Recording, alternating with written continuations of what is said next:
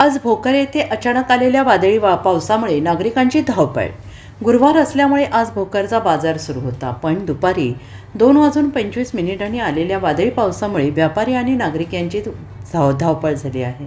उन्हाळ्यात पडलेल्या पहिल्याच पावसामुळे आणि नागरिकांनी फेकलेल्या कॅरीबॅग आणि कचऱ्यामुळे नाली बंद होऊन सगळे पाणी रस्त्यावर वाहू लागले. भोकर प्रतिनिधी बाबुराव पाटील.